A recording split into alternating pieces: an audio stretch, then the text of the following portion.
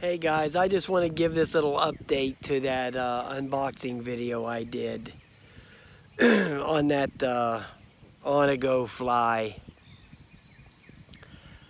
I said in the video that you should put it in mode 3, and that's not the case.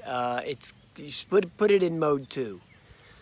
Okay, I was just reading the virtual fly pad wrong.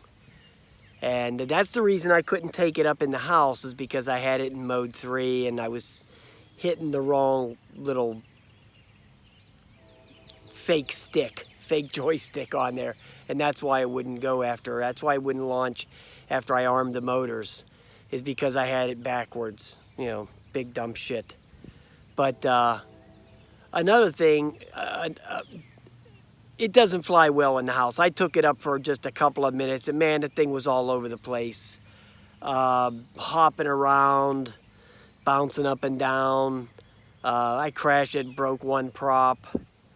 I think it's made for the GPS hold, okay? It's not made to fly in the house. Actually, that thing, the props are extremely hard and brittle, and actually, flying it around in the house, it's not like one of these real cheap light quads like the H20 or one of them real little light things that weigh nothing.